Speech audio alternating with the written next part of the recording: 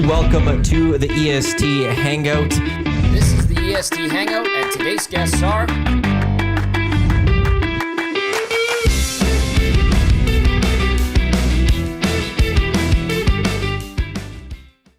A good Friday morning to you. Happy Valentine's Day. Welcome to the EST Hangout presented by Sentinel Storage, live right here on Edmonton Sports Talk, your clear choice for Edmonton sports.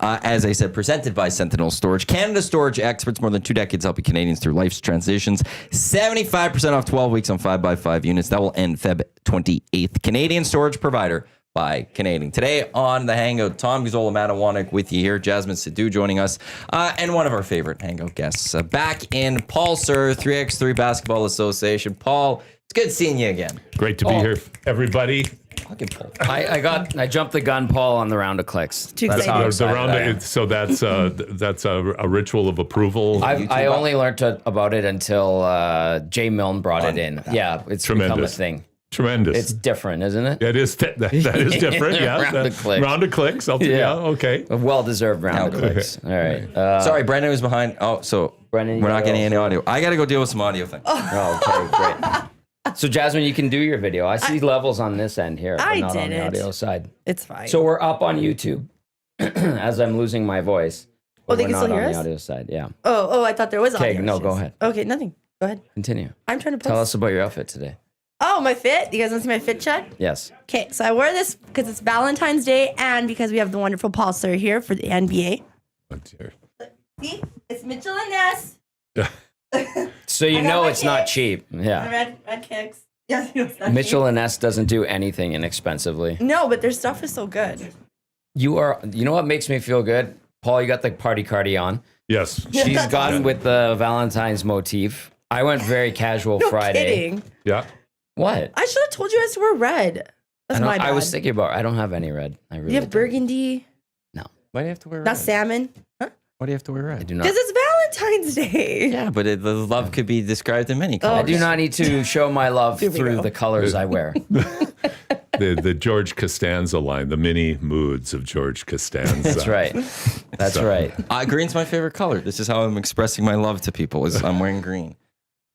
Green's my favorite color because I love money, but I'm not wearing that today. That's At least she's honest. The truth comes out. Yeah, that's It's just full honesty right there. full honesty. That's Good job. To those on the audio stream, you might be listening, going, "Hey, why were they talking about audio stream issues?" We've started them on a delay, so you're going to get the whole show on TuneIn, iHeartRadio, and SportsTalk.com, YouTube. You're ahead of the game by a little bit. And thanks to everyone for listening to the podcast. You always get the full show because you get it much later. Yeah, Mike, the Michigan fan. 2 minutes into the show, and Jasmine's already yelling at Tommy and Matt.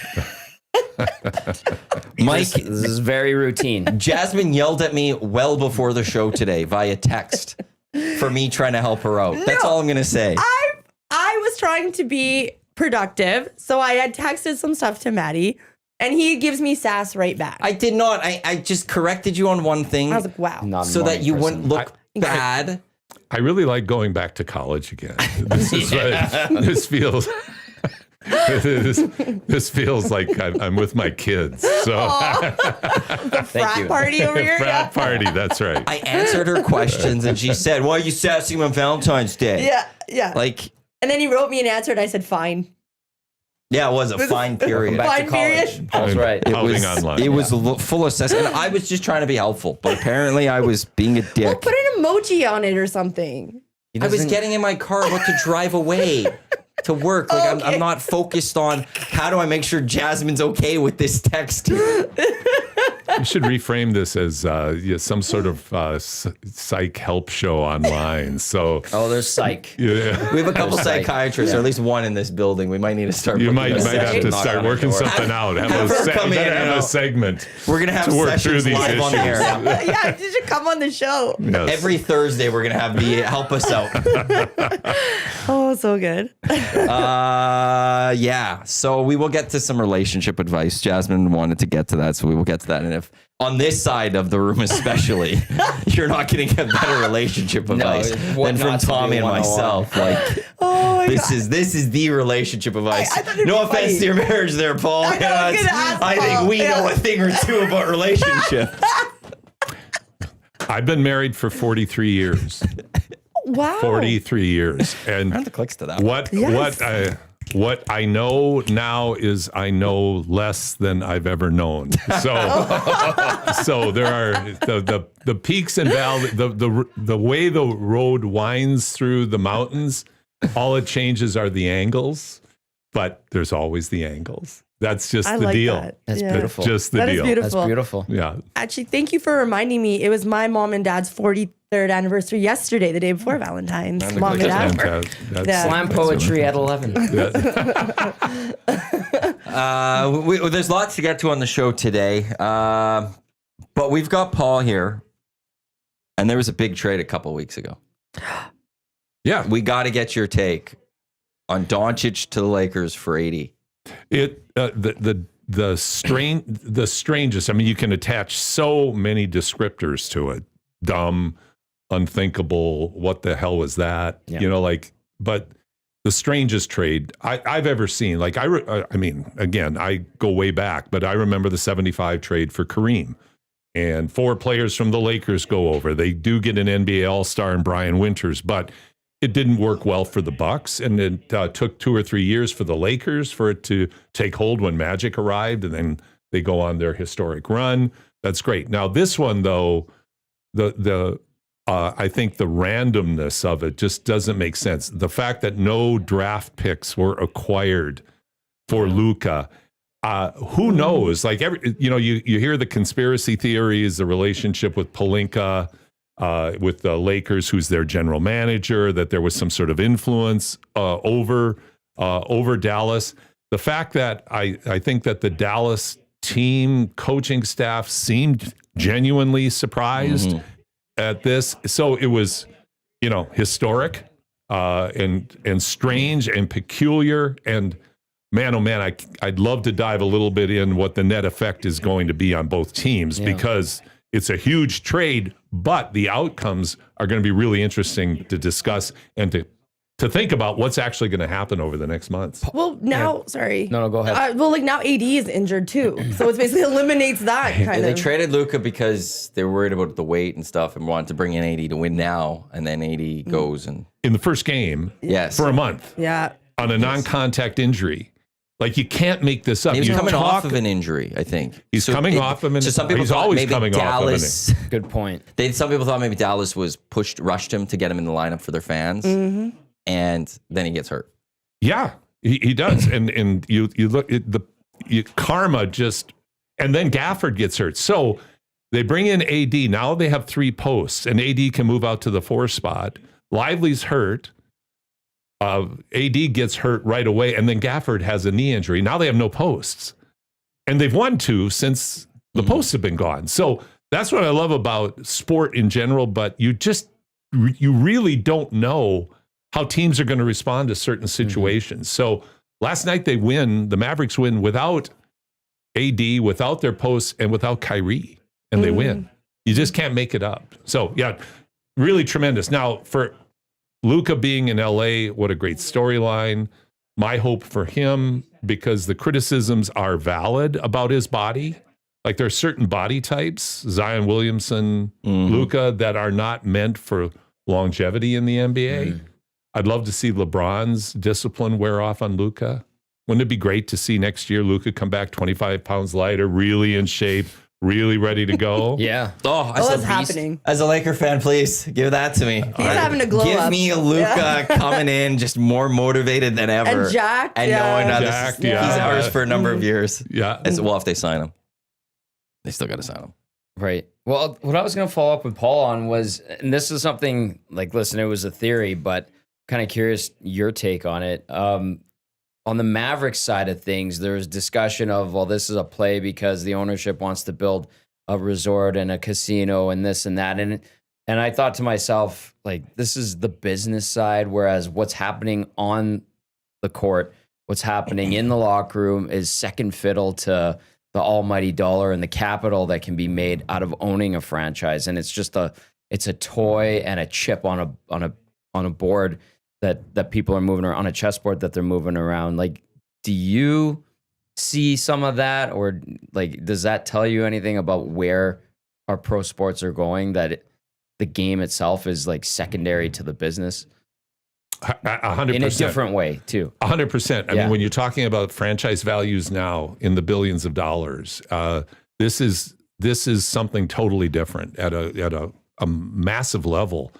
Mark Cuban, for all of his wealth, always loved the game first. He was always, he's still their cheerleader on the sideline. This was his toy, but it was a toy of passion. And he did things for the Mavericks. He was the first, I think, to have their own private jet.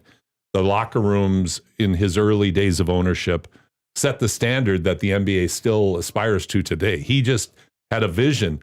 But the new ownership of the Mavericks, I wouldn't be shocked. Again, going back to this makes no sense. Right. You don't have to be a basketball aficionado to go, what the heck was that? You gave up that for this. It just doesn't make any sense. So there had to be ulterior motives. And to somehow come up that it was the locker room or his, not being in shape or he's injury prone now. No, I mean, that was just too weak. It does. So that is as plausible as any. Because the Supermax deal is out the window as soon as they make that trade too, right? And that was a concern as well. Anyway, I just wanted to go back to that and kind of get your thought. Because to me, I'm like, well, I could see that being something that has some legitimate legs to it because the teams now that are owned by these huge conglomerates aren't necessarily the focal point. Like you said, and he summed it up nicely with Mark Cuban. It was his passion. They his didn't play tell thing, him. but he cared about it. Yeah. Right? They didn't tell him because he was going to stop this. Right. So, Exactly. To me, it's like, well, this is where sport's going. It's, if you thought it was a business and robotic before, this is on a whole new plane, it feels like. Oh, I think you're right. Like the macroeconomics now of pro sport in general, whether it's soccer or basketball or the NFL. I mean, the decisions that are being made now by the corporate boardroom heads is a whole different deal that we're getting into. That's why I brought that up. Yeah, no, I the other one was, I think it was Candace Parker on the broadcast a couple games after that when this is the start of teams maybe not wanting to pay that Supermax. That 117 million that Luka lost because he's not getting, they're like, we're done paying those money. And instead of letting them walk and having the franchise be all upset that a player walked, they'll just take it where it's, at least we got a player in return. Well, and that to me is a very valid point. At what, like, this is my image of the NBA. The way they've been able to be successful is they've been able to create the global audience, which allows them to bring in more revenue than if it was just strictly a North American phenomenon. But now they're talking about expansion into Europe, which I find fascinating because of the Euro League and its long history and the culture that's attached to it. The NBA culture is a whole different thing. But to your point about the Supermax, at what point do the economics stop working? At what point do you, how can you stay in front of the economic tidal wave that you're surfing in front of because you're paying athletes such unthinkable amounts of money? Yeah. And here's something I'd ask all of you. Why do pro sports go this way? It's not like the athletes have different options that they can go play in a different league and make more. Like why this, like baseball, the ridiculous amounts of money they pay in baseball, all sports, but the NBA, like maybe there's a lot to that. Like we just don't want to pay this guy, as great as he is, this much money. It feels like I'll just call it a pissing match between the leagues to a certain extent. Like, our guys make this much. This is how much revenue we've generated as a league. And nobody's going to catch the NFL, but the NBA, maybe that's its version of some kind of bravado. I don't know. That's just, I guess the only thing is if you're those players, ultimately you could be like, well, then we just won't play. And you lose all that revenue. Right. So they could do that. And they have so much money. Good luck with that. Go deal with that. We will, and at some point you will come running to us to come back to playing or something. And it's just that's maybe why the baseball one's the big one for me. That's the one I'm paying attention to closely because their contracts are like $700 million to Shohei Ohtani. Yeah. There is a reckoning at some point coming. You would think, but maybe not. Yeah, it's true. You would think, but maybe there is. You're right. Here's what I love about the NBA.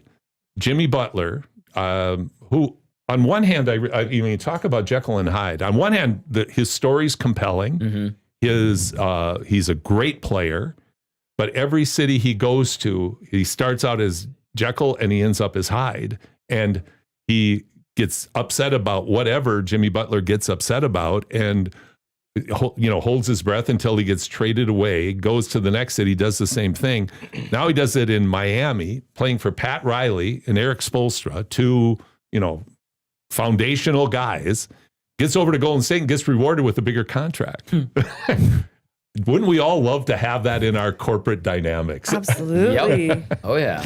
Piss off people around here, but still get a raise. Yeah, get a raise. That's get what right. you want, right? Yeah. To go play with Steph. Right? I want a quick jump to the relationships here because this comes into the nasty chat. Question for the expert panel. I recently had an abrupt end to a long-term relationship. Any helpful hints to move on quickly with the new love who's a bit more glitz and glamorous? From Luca D. That's good. That's Well good. played, well played.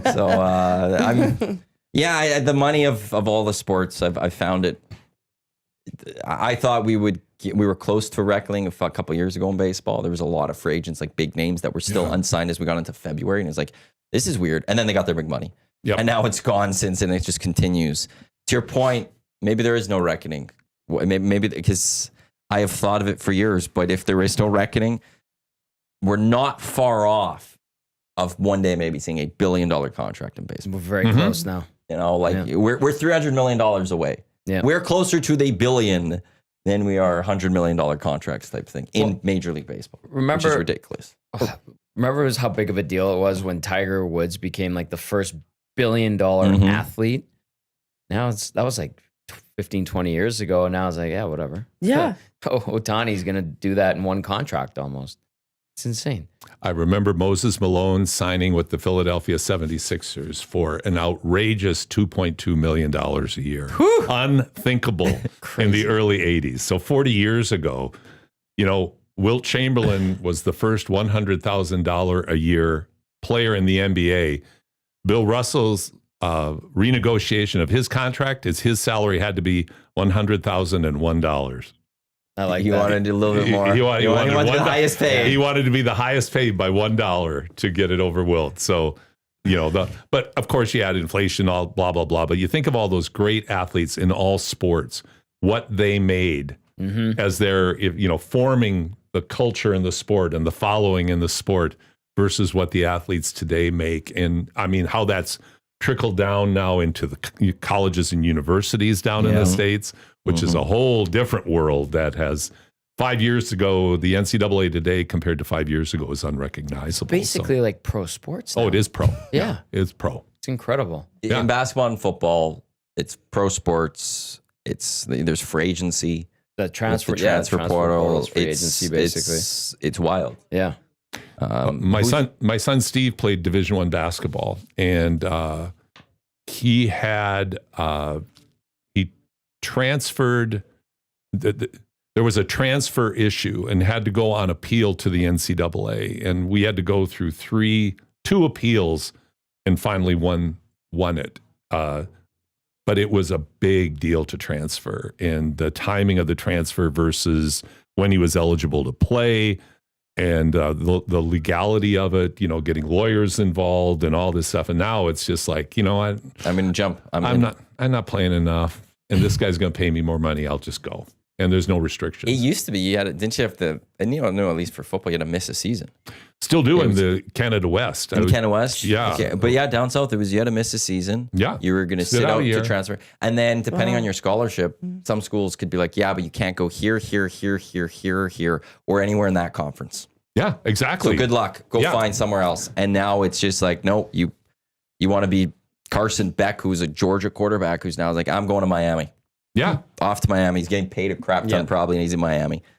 Well, there's a high school kid, I don't know his name, #1 recruit in the U.S., Brigham Young University, of all universities, one of their billionaire alumni has stepped up, and they're paying the top recruit $7 million to come to BYU next year.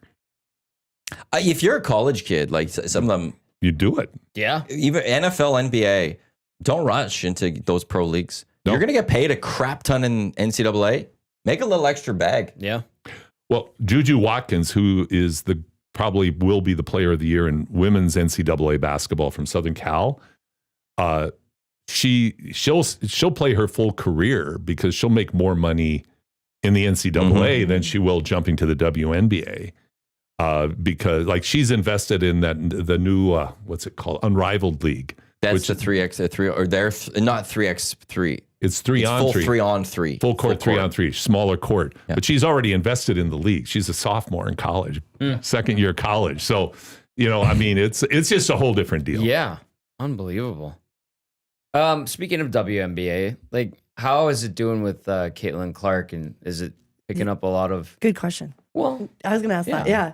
Sorry. Yeah. No, go ahead. Stealing your thunder. I'm so proud of Tommy today. He has the most questions. I love that because he's not a huge NBA guy. Round of clicks for Tommy. Yeah, round of clicks for Tommy. Yeah. I apologize. Did not mean to interrupt you. Yeah. I get mocked for my lack of NBA knowledge. Anyway.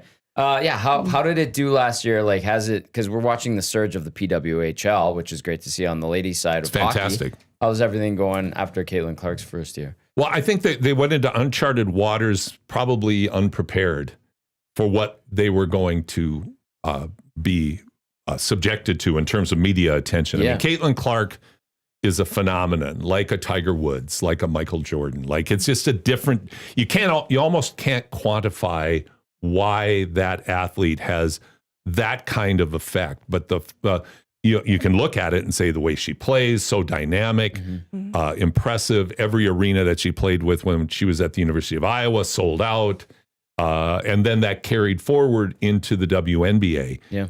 And I think where they really struggled was how to embrace it while not overstating her role in the popularizing of the WNBA. And and there was jealousy, there were jealousies, and there were things in the media that you go, what the heck's wrong with them? Why are they taking shots at this person?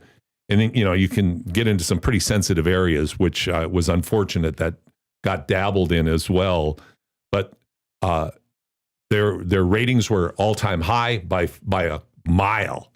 League still lost $40 million. So they have but the investment in women's sports is starting to take hold for real. And I think that is going to take a year or two more. Well, and they're supposed to be going into a new TV contract. I think negotiations for a new TV contract are supposed to come. I think so too. Which then is where now it's okay. That $40 million, you're probably recovering that now. Because if you've got the Caitlin Clark effect, you've got games on ABC and stuff now, you're probably now being able to be like, oh, okay, this is what was before, but now we got Caitlin Clark. And she's in this league for a number of years. The cost is higher, and people will pay. Somebody will pay for the WNBA rights moving forward. I think you're 100% right, Matt. That has to happen for it to be profitable. It's got to come from TV. There's only so much sponsors, and I mean, they're being propped up by the NBA, but it will happen. I think the next step is, though, how do they broaden it out in terms of real star appeal? Because when you look at the numbers last year, arena attendance and television viewership, it was Caitlin Clark. It was a radical difference between when Caitlin Clark was playing than when other teams were playing without Caitlin Clark. So you can't, when I was young, there was one NBA game on a week on Sunday afternoon, and it was always the Lakers and the Celtics. So not even the Knicks, and the Knicks, or the Knicks and the Lakers. Okay. But those were the teams, and there were only a few teams back then. But they're kind of in that phase right now, where if it's not Caitlin, the other names like Asia Wilson, unbelievable player. Yes. It's just not the same in terms of what people gravitate towards. But it's the younger people. Yeah. Well, it's the Angel Reese. It's the Cameron Brinks. Yes. It's going to be the Paige Beckers. Yes. When she eventually goes to the WNBA. Yes. They need to be spread out. They can't be doing super teams. No. They're not in a position to be able to do super team. They all need to be on their own teams. And the vets got to allow the rooks and the young sophomores and stuff to understand. Like, don't beat them up like you did Caitlin Clark this past year, because the reason the WNBA got charter flights last year, for the first time ever, is because of Caitlin Clark. Right. They were flying commercial. And going to start last year, they're flying commercial. And then somebody asked Caitlin Clark about what's it going to be like going from a charter at Iowa to commercial. And then somehow it became a story. And then all the WNBA teams like, yeah, we're doing charters this year. Yeah. Good. That's all because of Caitlin Clark. Good. And it's like, That's progress. But that's where it's like, okay, if to the vets a little bit, respect the ground you laid. No one's going to disrespect that. Right. But people want to see these younger people. So don't cross the line with them. Don't allow them to do their job easy, obviously. But there was times where, like with Caitlin Clark, they crossed the line with big time knocking her down and stuff. And it's like, she's just playing her game. Yes. Yep. She's bringing eyeballs to your sport right now. Totally. Why are you being this way to her? And it really came down to, I just think, and Barkley said it really well with a lot more profanity than I'll use, but he said it really well. It's just, what are they thinking? This is their meal ticket. Yep. This is what is bringing eyes and helping people see that the WNBA is a very watchable brand of basketball. 15 or 20 years ago, I would say it really wasn't, because the advancement of the talent is incredible in women's basketball. We had the women's national team here in Edmonton for Canada for years, for over 11 years. And I used to go and watch their practice. And I loved watching them practice because it's technical horizontal basketball as opposed to athletic vertical basketball as it can be with in the men's game. But it was wonderful to watch. And they were physical. They were tough. They would play practice games against the local colleges. And remember the guys coming off saying, man, are they dirty? It was just like tough, hard-nosed play to win. And just to see the advancement in Canada, but in women's basketball quality, like in the Olympics, it's just really, really great. It's great to see, and it will continue to incrementally improve, and they'll get paid. Nice. Brendan over there, who's our intern, he just sent me an article from, I think, TSN, that the WNBA did sign a long-term rights deal with Disney, NBC Universal, and Amazon. It's an 11-year deal starting in 2026. It's reportedly worth $200 million per season, $2.2 billion for the full term, which is more than 3 times the current $60 million per season that they're getting that ends in this upcoming season, 2025. So that $40 million loss is they can handle that one now. Footnote. They're now in the plus. If all things are the same going into next year, they're in the plus by $100 million. Just like that with the TV deal. And that's because of one athlete. Yep. And if I would plug this, and you are a shameless Laker fan, Matt, I'm a shameless Iowan, and being from the state of Iowa, what I would prop Caitlin, what I think is most impressive about Caitlin Clark, as a player, all the pressure that was on her last 2 years in college, how she handled that pressure and incrementally moved to breaking the all-time scoring record.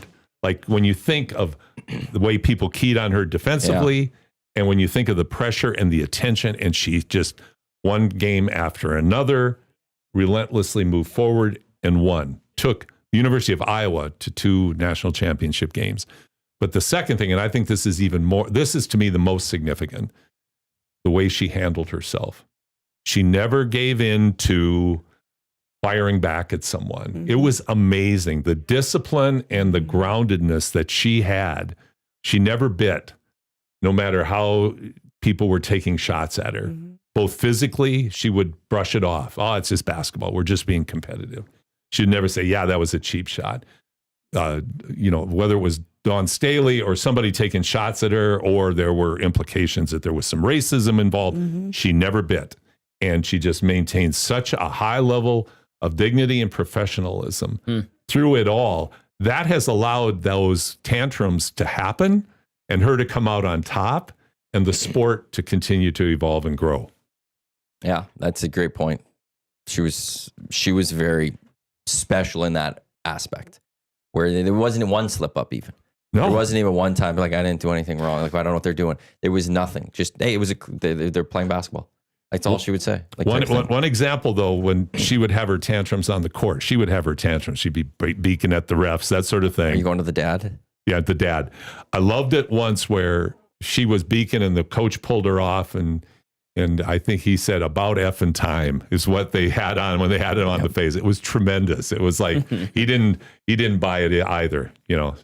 Okay, we have the PWHL coming to town on Sunday. Yep. We had the WNBA last spring here in town. So the women's game is growing and stuff. The Sold out. WNBA is both times. Yeah. It was the sold out WNBA here, sold out PWHL. Toronto's getting a WNBA franchise next season? Yep, Seasons? 26. 26? Yep. Next season. They're now starting to look and say, okay, expansion, how much could they grow? If they go more into Canada, how likely would Edmonton be there, do you think? Or is it like an NBA type thing? They would go to the big cities, big markets, like which naturally would be Vancouver, Montreal first. They would eye those ones first. Well, I think the business of basketball, they'd probably eye those first. But man, if they're paying attention and if we could get the right kind of ownership group, I think Edmonton would be the one small market maybe in North America, but certainly in Canada that would have a chance to be successful. I mean, we have the history of the grads. I think the presence, the presence of the women's national team, just getting women's basketball on people's minds is different and unique in Edmonton. The success and support that we've shown towards women's sports here across the spectrum. So to me, they would be wise to take a serious look at it, because Montreal, I don't know how Montreal is with women's sports. It might be as good. Vancouver, I don't trust as a sports town in general. Legit. You know, so Glad you said it. yeah, because they're Big Canucks fan over here.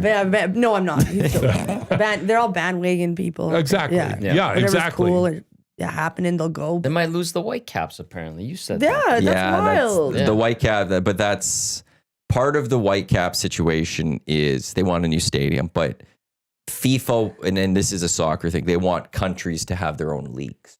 You don't have leagues that expand countries. Yeah. England has its own league. France has its own league. Right. Italy has its own league. The US needs its own league. Mexico needs its own league. Canada needs its own league. That's how FIFA is putting the pressure on. Mm-hmm. So Vancouver and Montreal would leave MLS, though they would join the CPL. Toronto would kind of be an outlier that maybe would cross borders. But that's what's partly going. It's not fan. They have deep fans there. Okay. The fans have been disrespected in Vancouver for a long time because ownership has done nothing for them. They have a great fan base out in Vancouver, the Whitecaps. Do they? Yes. Yes. At one point, they were bigger than the BC Lions for support out there. Does that mean they had 250 people versus 150? I'm sorry. That's my CFL shot for the day. So, sorry. Don't hurt Matty's feelings. Well, they're coming through the door now for that comment. So. Dusty's coming for you. No, I'm sorry. But I think, Vancouver losing the Grizzlies, that was such a tragedy. Yeah. And I'd love to see the NBA expand back to Vancouver. I know Montreal would love to have a franchise as well in the NBA. WNBA, I'd love to see Edmonton get taken seriously. I'd love to see an ownership group step up. Where I think Edmonton why I would throw them out there too is it's a summer league. So for Edmonton, it'd be a lot easier. Like, we're not talking about a winter league. It'd be a lot easier to, I think, attract star players. Like the NBA and basketball in general, a star carries you. If you don't have stars, you're not going anywhere. Right. I think Edmonton could attract a star because it'd be like, look at this city in the summer. Yep. You're not playing here in the winter. You're not playing here minus 20. You don't have to deal with that. You're dealing with 20, 30 degree weather. You're dealing with sun, obviously the rain and stuff. Festival City, River Valley. It'd probably be, housed up at JW or something like that. Like, you're living a good life here in Edmonton in the summer. I would put our summers up against a lot of things in this world. And I think that's where then Edmonton could succeed, maybe, is that if you drafted a star out of college, it's not like I'm going where? Oh, I'm going to be cold all year? Like it would be in the NBA. It's, hey, look at this city. It's a fun city to be around. Here's a couple of observations. There's one that I don't know that this is the right forum of concerns that we have about the perception of downtown Edmonton as an environment. Mm-hmm. That's a very sensitive, difficult topic to address. We ran into this, though, with the women's national team. I'm going to throw them under the bus a bit here. I'm going to throw the athletes on the women's national team under the bus a bit. What we did in Edmonton to bring the national team here, nobody else has done before, and nobody else is doing now. We came up with a plan, and I'm going to give the shout out to Steve Mandel when he was mayor and Brian Anderson when he was a councillor, and then a lot of great people within the government and within the city. But we had a plan and approval for funding for well over $2 million a year to bring the whole national team program here. But then oil prices tanked. This was under Redford's admin. The oil prices tanked. The province of Alberta cut its contribution out. But the city of Edmonton, we put our heads together. Brian, Steve, and I put our heads together and went back to council and said, let's bring the women's here. Let's build on the grads' legacy. And the wisdom of council was they did that. So the women's national team went from going into Humber College 2 days before they had to travel, because Canada Basketball had no money at the time, to coming out here to the brand new Saville Center, world-class training facilities, stayed in a great hotel, had great food, like really treated professionally. City celebrated. We had the Grads Classic where we brought in China, Brazil to play the team. And everything was wonderful. And the team went from like 19th in the world to 4th. Won the AmeriCup here in 2015. I think we sponsored. So, but then we started getting we're from Toronto. We really don't want to travel out to Edmonton. And we got kind of dissed. And then they started showing up less and less. And I'm not saying I just call it karma. They didn't win a game in the Olympics this year. Now, I hope that changes. But as far as I can see, they had great coaching. But there were some big-time things happening there that I thought kind of got in the way of when they came here, they were humble, they were hungry. When they started phasing out of here, slowly starting to buy into starting to believe themselves. Yeah, starting to believe sassy. it. Yeah, that's my take. And I'm pretty close to it, but that's my take on it. And I wish them nothing but great success. But boy, the role Edmonton played, like I said, nobody else did this. Nobody else even thought or even is thinking of doing it. So they're back in their comfort zone. And again, I wish them nothing but success, but they had a great run here in Edmonton. Yeah, that was cool. I got to quickly step out to grab something for somebody. Yeah. I had the chance to go and talk to Kia Nurse when we were still at 1260, but I had to fill in for Ryan Rashog, and it was cool. Like, it was neat. People watching them practice, the level of skill. You're right. They were very easy to talk to. Really nice. And it was kind of cool having the national women's team here. That's unfortunate, that they would get that way. It's a natural outcome, because the pushback from the men's national team coming here was exactly that. Mm-hmm. We're in the NBA. Why would we want to travel away from our family? I get it, but what I equated to is when LeBron and the Redeem teams started practicing, they were practicing in some pretty remote locations, whether it was Colorado Springs, right. But it was kind of like, Jerry Colangelo and the leadership, Mike Krzyzewski. The deal was, we want to win the medal for the United States. Yeah. And this is where we're going to practice. It wasn't like, well, why don't we do it in my hometown? It was like that's where they went. Right. And when that started seeping in here, this again is my take on it. They may viciously deny everything I'm saying. Paul, you're probably right. But I'm probably right. Let's not kid ourselves. That's right. Exactly. Yeah. I'm probably right. Yeah. So I was trying to be diplomatic, but I'm so proud of, and I think it's so unique.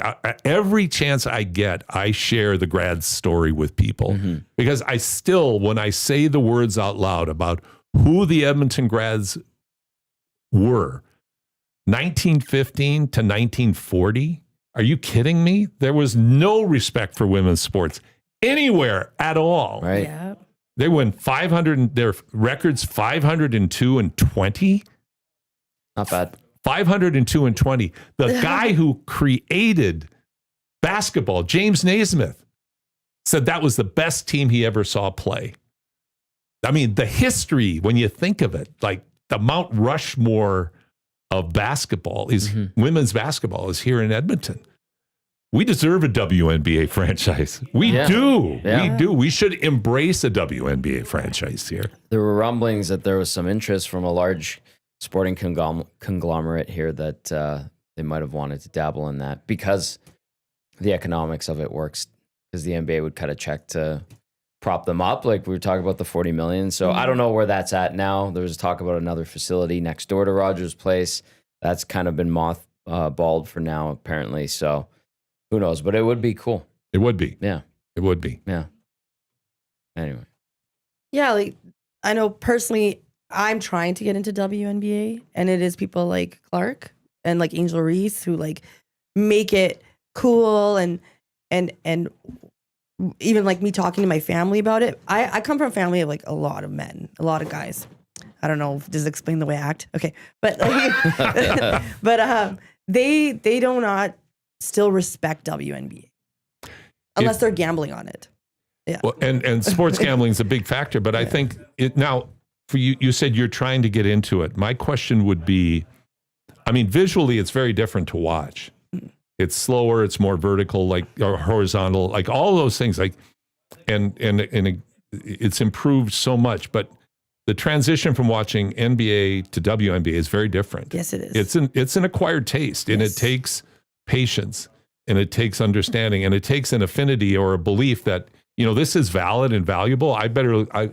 I need to learn how to watch and enjoy this. But it is a learning curve if you're used to the NBA. Yeah, when I went to that WNBA game last year, it was just like not seeing them jump as high up to get the rebounds. Like that just was a quick little shock. Oh yeah, that's not this game. I'm used to seeing like the LeBrons of the world or something jump up with as big of a wingspan as they can to snag that rebound. Yeah. Well, no, just to snag a rebound or something. And it's just like, so I like how I never thought of it that way, but it's very horizontal as opposed to the vertical part of it. True. But it's a fun game. Yeah, I really am glad that the women's side of the game, NCAA and WNBA, has grown because it is fun to watch. Sorry. And also quickly, sorry, I'm glad that UConn there's been teams to challenge UConn now. Like that shows just how talented the pool is. For how long did Gino Auriemma dominate in UConn for so many straight years? And when was the last time they won now? Well, exactly. The depth of talent it's still not the NCAA or the NBA. It's not there yet. Like the top to the bottom is still pretty dramatically different, but it's much, much better. It's much, much deeper, and it's growing incrementally. 5 to 10 years from now, again, we're going to see better and better and better players, deeper and deeper NBA rosters. Like when I watch the NBA from the 90s, when you look at 1 through 12 compared to today, number 8 to 12 pales in comparison. Like your top players could play in any era, from every era. But the depth of talent and the skill level and the abilities are far, far greater now than they've ever been in the NBA. Same can be said in the WNBA and NCAA, but they're still a work in progress. They're probably 20 years behind the men in terms of their depth of talent development. I see. Portions of this hour of the EST Hangout, they are brought to you by Lloyd Said Insurance Brokers, proud presenting sponsor of the EST Fun Spill, which takes place tomorrow down at the Shamrock. LloydSad.com, one of Alberta's largest and most trusted independent insurance brokerages. If you have a business and looking for insurance, be sure to connect with Kevin Bondel of Lloyd Sad. He will hook you up. He'll be at the Fun Spill tomorrow at the Shamrock. I do the Letterman thing. Yeah. Sean Bell wanted me to do it, and so cool. every time I get through these, I love it. No, I like that. I've perfected it quite well. I've gotten it quite well. We're with Paul Sir, Jasmine Sidhu, Tom's old man, I want to hear Brendan Eric on the other side of the camera.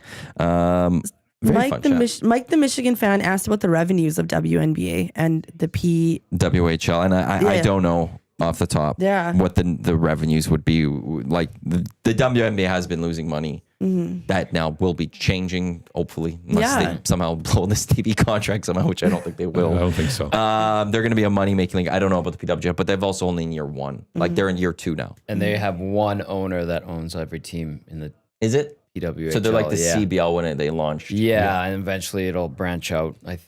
I'm pretty sure that I'm like 95% sure that's the case. Here's maybe an indicator where the WNBA is going. One Ball Cash texting in 218-9999. Get at us. Caitlin Clark cards and WNBA trading cards in general are a very hot item right now. And I'll follow up with, yesterday we had Wayne from Wayne Sports Cards on with Reed and Jay, and he said that the first ever PWHL cards came out via Upper Deck, and they are selling like crazy. You could buy a box, like a whole box of 24 packs or whatever for $100. They're going on the resale market for $300, $350. That's how much in demand they are. Wow. So if you're seeing that on the hockey side and on the basketball side, when it comes to trading cards, I feel like that's a pretty good sign that it's on the up and up, on top of everything we talked about with the WNBA. Absolutely. Yeah. Okay, I want to get to, what do you want to get to? Just NBA stuff. Well, I was going to want to get to the SGA shoes. Yeah. Quickly. Okay, let's go there. Let's make it funny. So we've got SGA. Yeah. He launched, were these just launched? Yeah, I guess Dusty and LT were talking about today. I didn't even know this. So he's gone with Converse. Yeah, The always Shy goes with Converse. 001, his first signature shoe, which he will, what does this say? He'll make its appearance at the All-Star weekend. And they're supposed to like represent a monochromatic butter. Oh, they are monochromatic and butter. Yeah, we've Showing got them them all on all the right screen now. too. Did you say they're ugly? They're ugly. Terrible. I mean, and that might be part of its charm, but When they get to the designing room, what are we going to do? Let's make something ugly. let's make it as ugly. Make it look like butter. The zipper's interesting. Yeah.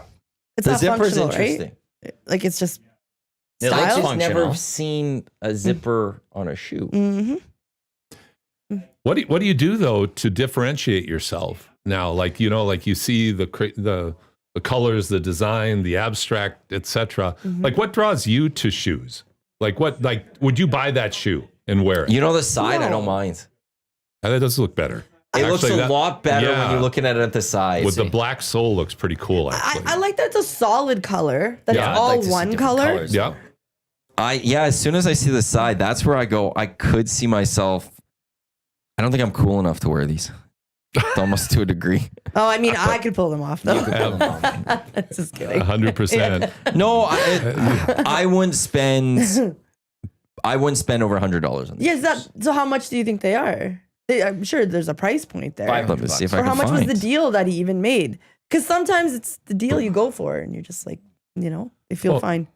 If Converse is trying to be relevant again and try to get back in the game of being a serious shoe brand in the NBA, I mean, they've kind of faded into obscurity. Yeah. I love the commercials in the 80s with Magic and Bird and the like. But then after that, you never hear of Converse. What are guys and girls wearing on the court? Is it Nike? Is there Adidas still? Are they in the basketball game at all? Adidas just got back in, I feel like. Yeah, they did. With someone. Well, they lost to like- NHL, right? Oh. No, but with Is the New players. Balance in there at all? Because New Balance is huge. New With Balance. Kawhi? Yeah, they have Kawhi. Yeah. They have Yeah. Jamal Murray, Yeah. Yeah. who just had 55 the other night. So, Oh, That's a nice. Canadian record, right? yeah. Canadian NBA Yeah. record. Yeah. Yeah, because Converse, you always think of just Chuck Taylors and Yeah, kind exactly. of street style more so than on the court. Yeah. I remember when they had velvet basketball shoes that must have weighed 6 pounds each.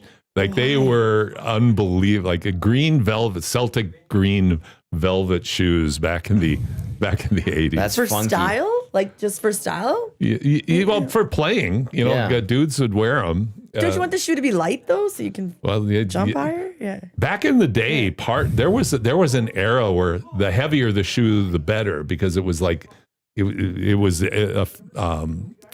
you were talking about ankle support and just yeah. solid wearability, but the materials were so different back then. Definitely not anything even close to as sophisticated as now. According to NBAShoesDB.com. Okay, I knew there was a website on it. There's 333 Nike shoe brands, or like NBA shoe brands, so 333. Then it goes Adidas at 51, Jordan's at 41.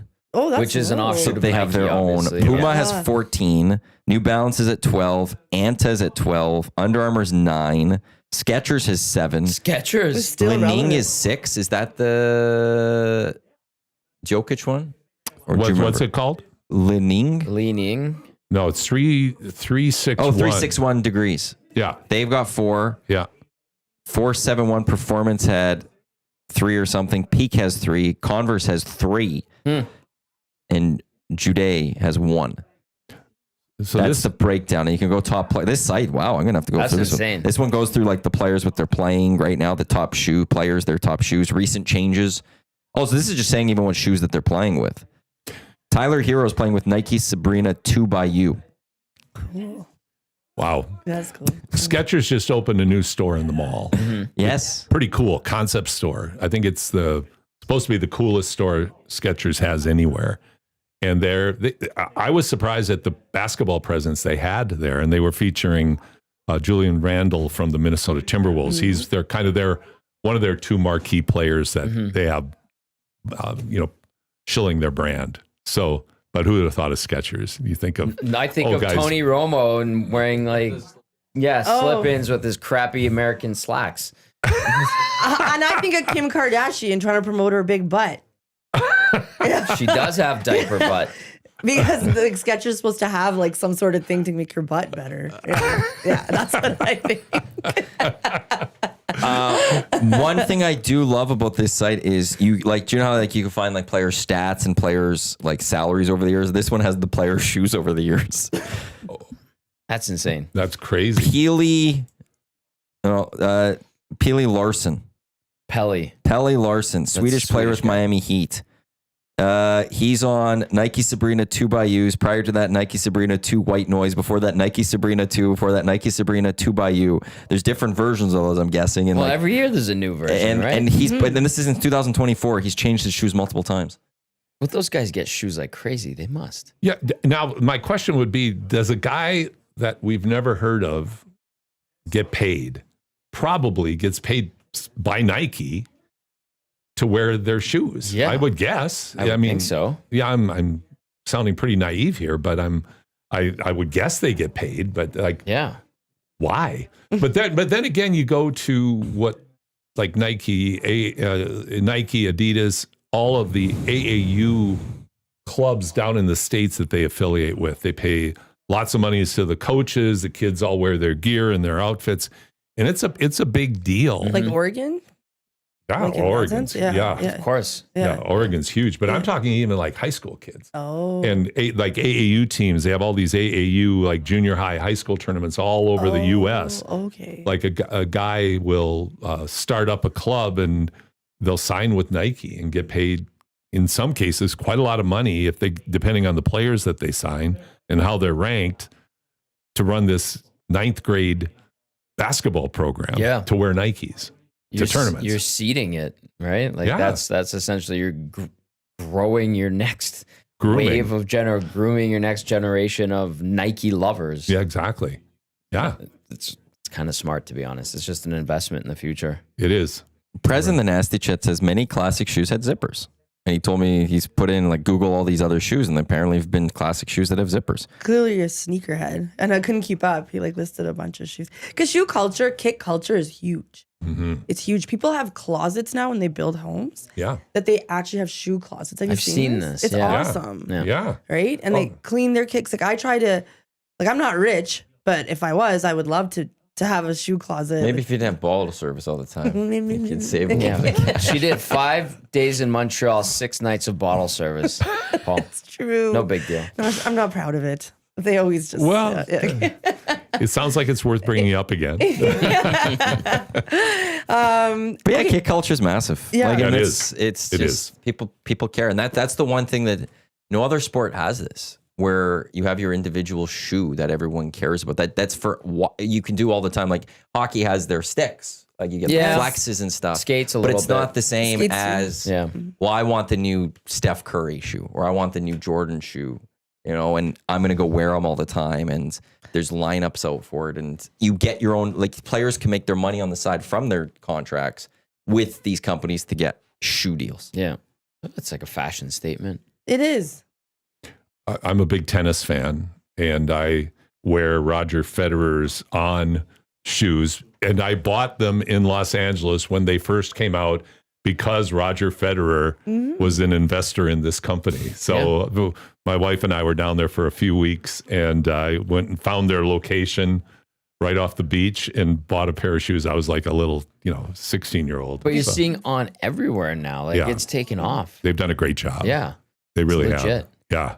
It is on the tennis court now. They've got Swiatek on the women's side, Blake Shelton, who's a very good American player, quite fashionable and, kind of, real good looking young man. And they're really strategically going after players.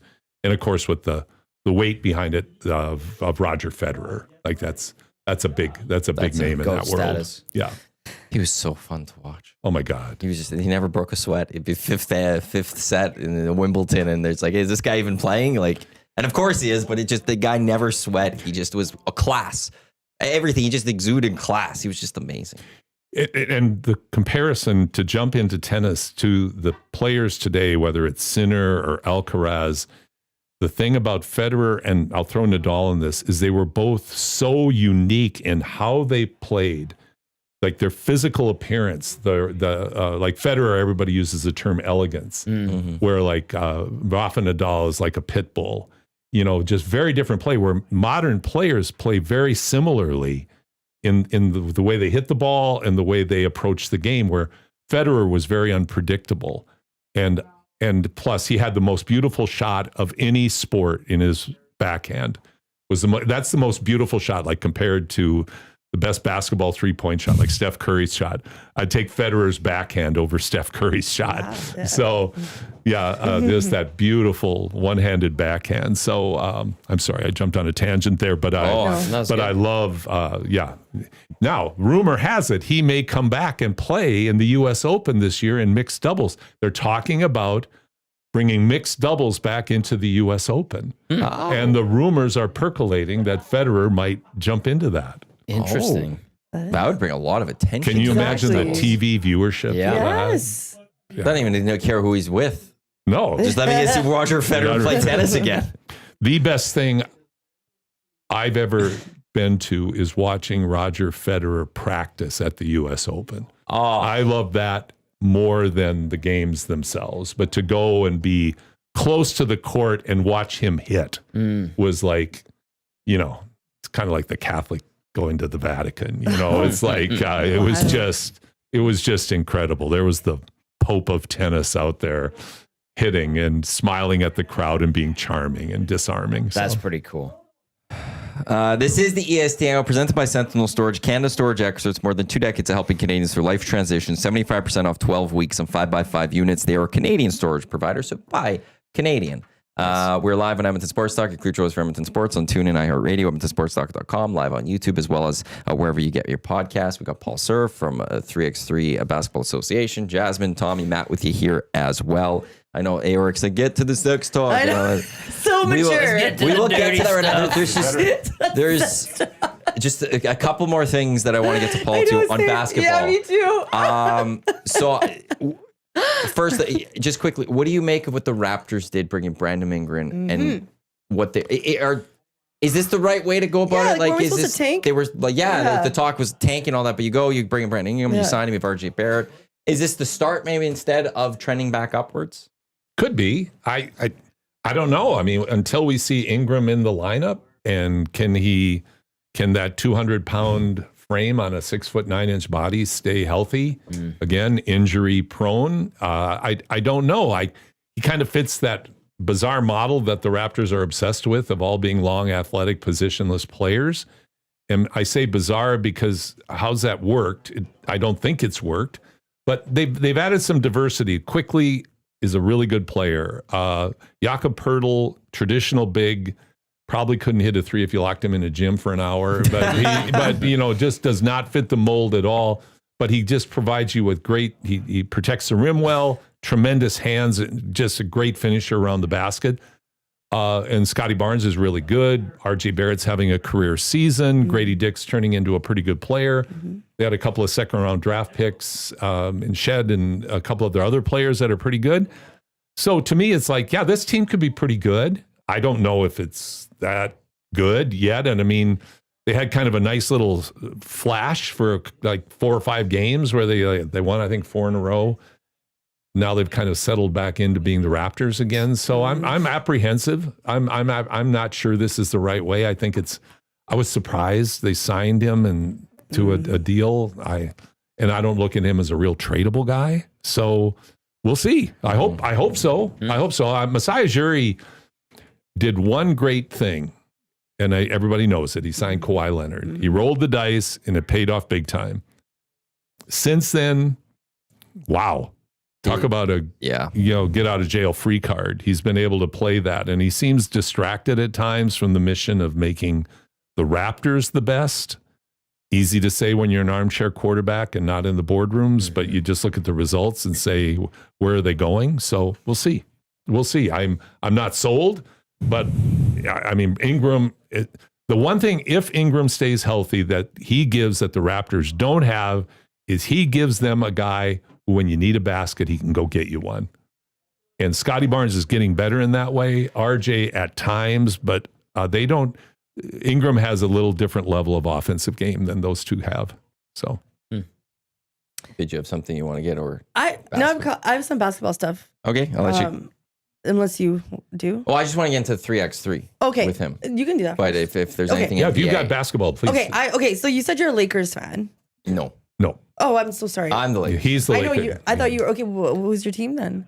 Well, embarrassing to say, although they played well last night with the Timberwolves. I like that. But the Timberwolves, I'm from that area, lived in the Twin Cities, have all kinds of family and friends there. Like that's kind of my epicenter. So I'm one of the long-suffering, inconsolable Timberwolves fans. But so I don't bleed Timberwolves, but I like the fact that they're from Minnesota, even though they're the worst fans in the world. Fairweather, oh my God, Minnesota fans are awful. Are they like Vancouver fans? Yeah. Oh yeah. Really? Fairweather, bandwagon hoppers. Just absolutely. Shocking. But not a lot of bandwagon to jump on though in the city of Minnesota. That's what I mean. Vikings are great, and Twins have but have never won. I don't think. No. Twins have had a couple of World Series. I think. Yep. Timberwolves have never won a an NBA title, have they? Oh my God, they haven't even come close. Yeah, no, that's the antithesis. The Wilds have never won. That's where long suffering. No, I guess Vancouver. There's not a lot of winning in Vancouver either. You know what? Your team's really fun to watch, though. Like I love Ant-Man. I love his antics. I love how he swears and gets fined. It's so funny. And I'll tell you, I watched him last night beat Oklahoma City undermanned. Like they had 3 of their top 8 players out. And Oklahoma City, both teams were coming off back-to-back, and they took it to OKC, and Ant-Man was great, but a lot of their other players showed up. That was the most fun Timberwolves game I've seen in a long time. Mm-hmm. I don't know that they can maintain that, but they had a night last night going into the All-Star break.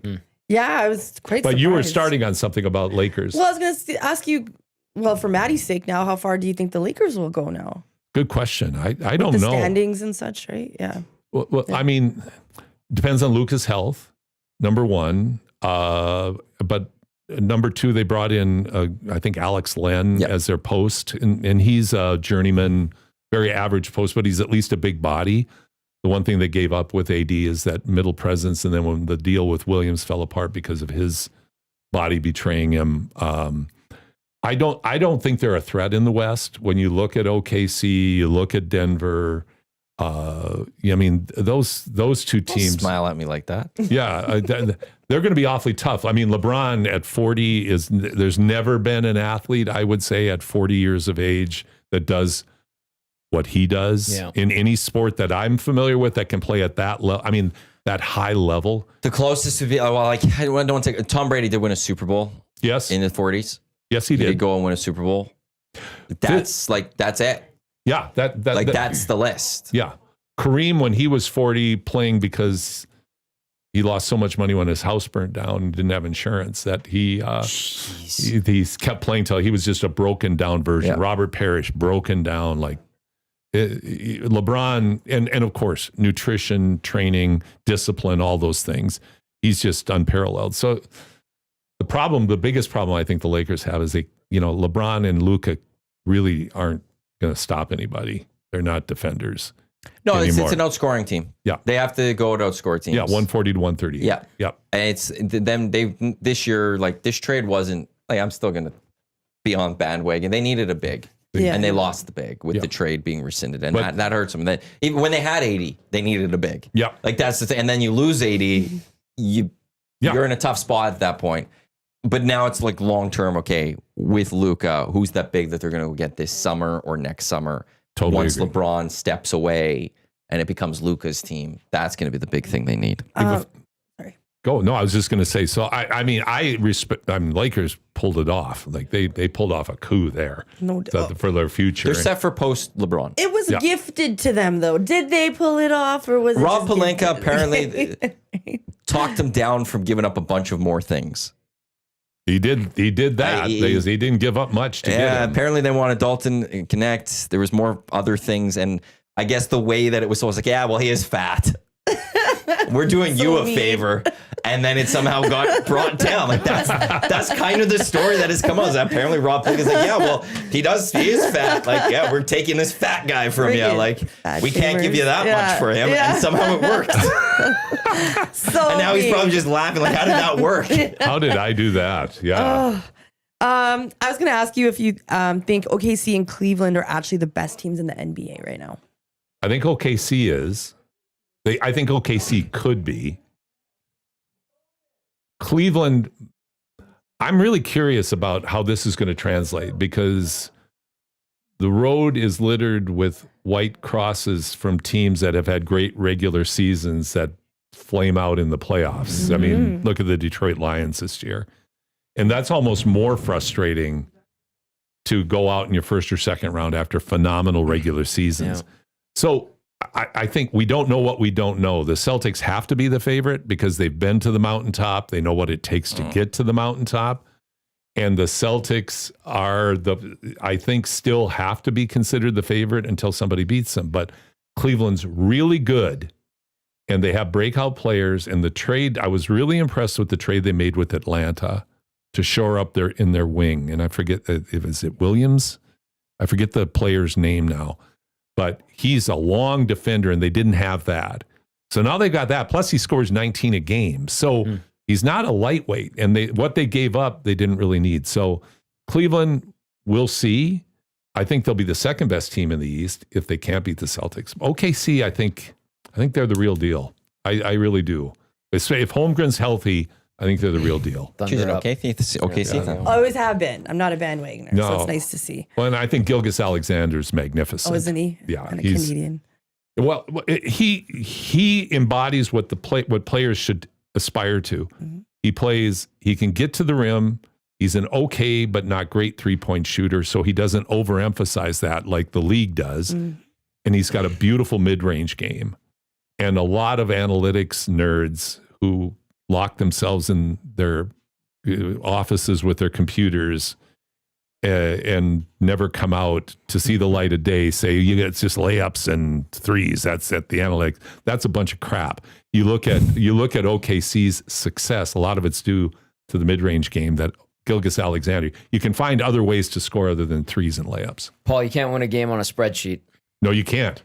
You can't. And Same a thing lot in of hockey. but the NBA really buys into the spreadsheets, probably as much or more than any other pro league. Yeah.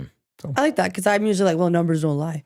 Do you think that we should have expansion teams in Vegas and Seattle?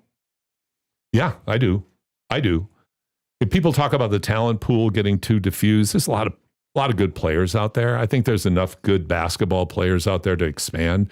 Seattle deserves a team. They didn't deserve to have what happened to them. They've got the arena now. Like everything's in place. I'm actually surprised it hasn't happened yet. I am too. Once the rink happened, I always thought it would be very quick until the NBA is like, yeah, we're going back to Seattle. Yeah. And the fact that it still hasn't been announced is one that I'm going, interesting. But can you I'm curious imagine by that one. Well, Vegas. What if the NBA wants to do a double whammy? Because I have an obscure fascination with Las Vegas, and there's the LeBron-led ownership group potentially.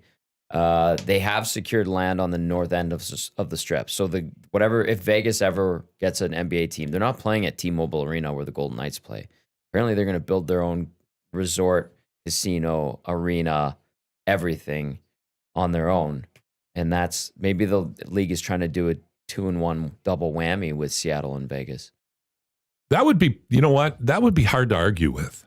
to be honest. Like Las Vegas is all about excess. Like there's nothing like it anywhere.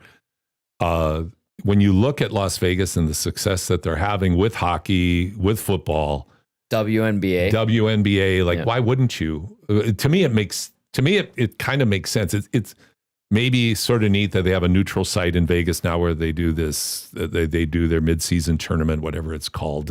Now the NBA Cup, the Emirates Cup, yeah, NBA Cup. The Lakers. We're not into those sponsored stuff. We're the in-season tournament champs. Yes, you are in-season tournament champs. The one that really matters. So, before it got sold out.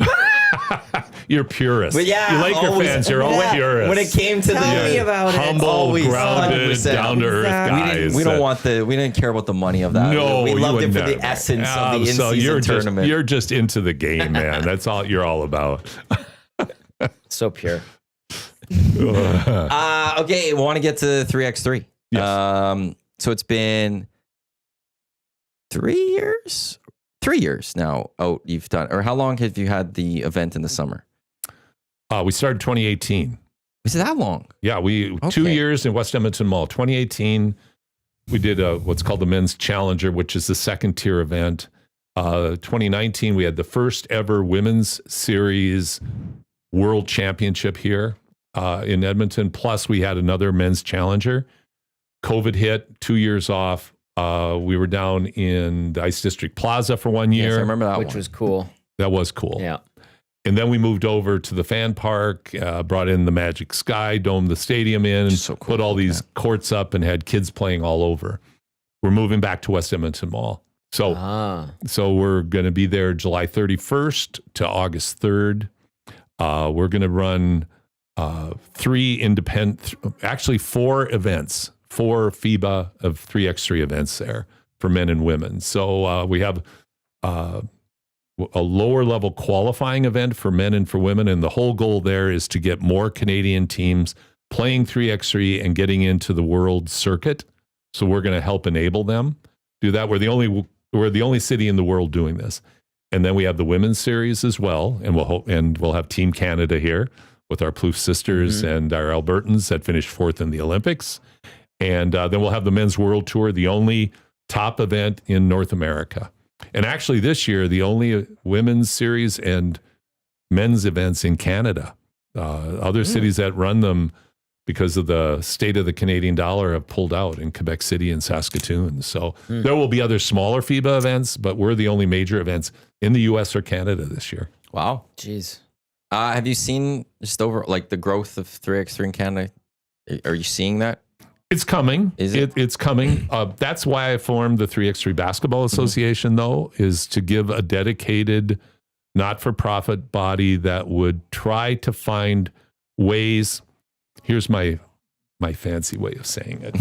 is we're trying to find the ways to get 3x3 to integrate into the basketball ecosystem. Okay. So people, when they think about playing basketball, think I can play 5-on-5 or I can play 3x3. So we're doing it differently this year. The last NBA 3-on-3 tournament in Edmonton was held in the West Edmonton Mall parking lot in 2008. I played in that. Did you? I played in one of those. I think my brother did too. Yeah. Yeah, it was so much fun. Yeah. But it faded away.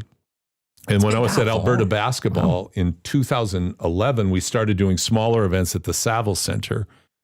But what's happened is the growth of like it used to be the high school season. That was kind of it. Now it's the club season after the high school season where more kids play. So everybody's playing basketball who plays basketball. So the challenge we had in running our community event was all the players were at tournaments. And so it was just one more option for families to think about. So what we're doing is we're doing the high level events at West Edmonton Mall. We're doing a junior high school tournament along with the junior high athletics, Metro athletics, and the Alberta schools athletics at Ross Shep, April 3rd and 4th. We're in discussions right now with the Adult Basketball League of doing leagues with them in both Edmonton and Calgary. We are looking at a what I would call a FIBA Pro League model, where there are weekend events year round to, again, give more. So what we're trying to do is plant mustard seeds and see which ones take. Good. So, and then we'll have our big event, our big showcase event. So that's the strategy. So it's coming. In the Olympics, global numbers were huge. Every event in the Olympics was sold out. The numbers in Germany and Spain for television viewership were, I think it was Germany was 8 million eyes, in Spain 10 million for the gold medal game in women's. Again, in women's basketball, they were the highest rated. Highest rated 3x3, but the ratings were really high. Social media now, millions and millions globally. So it's coming. It's uneven, but it's coming. We haven't hit our pickleball moment yet, but that's what we're aiming for. For more information, what's the best way for people to learn for any of it? 3x3ba.ca, 3x3ba.ca. We just launched our website about 2 weeks ago. Beautiful. So there you go. It is an absolute fun. It's fun to go watch. It's an exciting form of that basketball. Good relationship with Canada Basketball for this, or is that? Yeah. Good relationship with them. I mean, they did a good job with supporting the women's team. They want to see it grow, but again, it's really difficult for a national sports organization that has all these different layers that they have to manage. 3x3 is the new kid, and he's kind of in the back of the classroom, and you get to him when you get to him. All kinds of good intentions, but you've got business you've got to run. Yeah. And with the growth of basketball in Canada, which has been tremendous, 3x3 is just, kind of part of it. So I'm trying to shine the spotlight on it.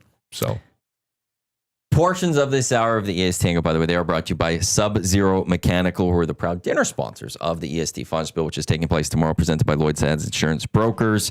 They do have residential HVAC, so if anyone's looking for furnace repairs, furnace replacements, or looking to get ahead of the spring rush for AC season before it gets all crazy, be sure to check them out. Not a plumbing company, so they're not going to do all the toilet stuff, but they're there for the mechanical room of homes, boilers, hot water tanks, furnaces, garage heaters, all of that. To check them out, subzeromechanical.ca, or you could talk to Brett tomorrow, because he's curling in the Fun Spiel. Again, the proud dinner sponsor of the Fun Spiel. We have a curling tournament tomorrow. I hear. It's going to be hilarious, I think. That's a good way to describe it. I play tennis at the Saville Center, and when I walk in there, like last weekend, it was a seniors curling tournament.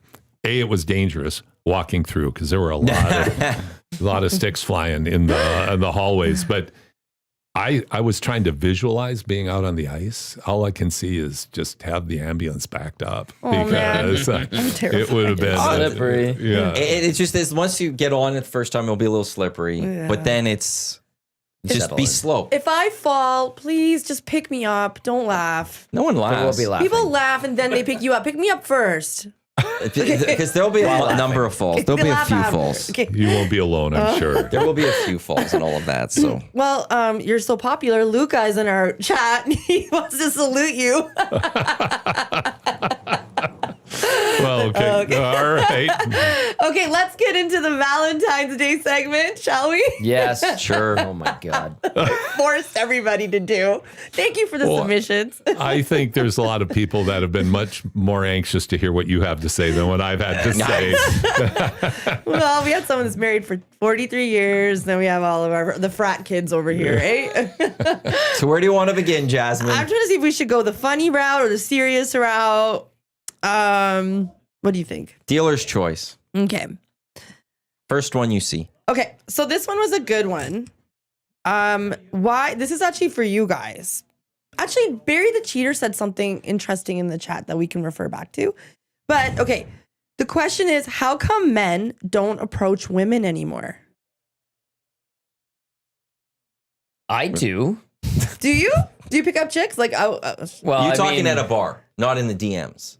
Well, I think what this person is relating to is that with social media and dating apps and stuff, men don't approach women anymore. They have to message them or try to get a hold of them in that sense, but they won't go up to a woman at like a restaurant. Well, they don't want I will, but they don't want to. I'm not.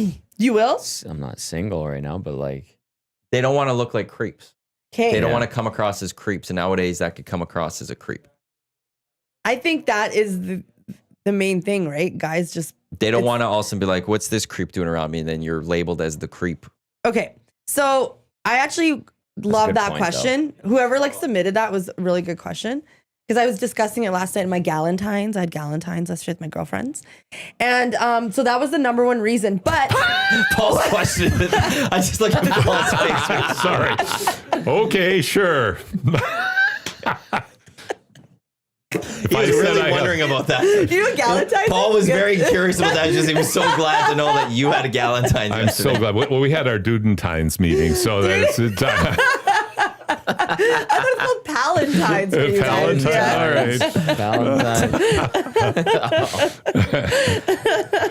all right. Continue though. Yeah, your Galentines yesterday. Okay, yeah. So we were discussing this question, and so that was the number one answer is because it's creepy. But then my other Shows friend number on the goes, board. my other friend's like, yeah, but if you're hot, she's like, then you should like on the scale, on the hot scale, then you should have the audacity to approach some woman. Yeah, but that's the problem right there. So unless you're hot, don't come talk Don't to come me. talk to me. How dare you? Unless you're George Clooney, Yeah. what are you doing talking to me? You need to How be a dare hard you? 8 to And so then approach. right off the bat, a lot of guys don't think that they're that hot. So No. they don't Yeah. do that. So they don't put themselves in that category as hot. That was a- And then if you are actually really hot, women are coming to you anyways. So you don't even have to go to them. But hey, if you're hot, come talk to me. If not, ew. No.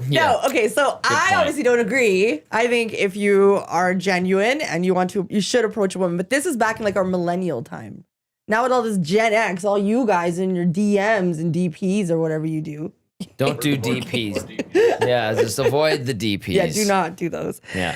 Um, That stands for Richard Pictures. I know. I know. I have a son who's a comedian who wrote a song about it. So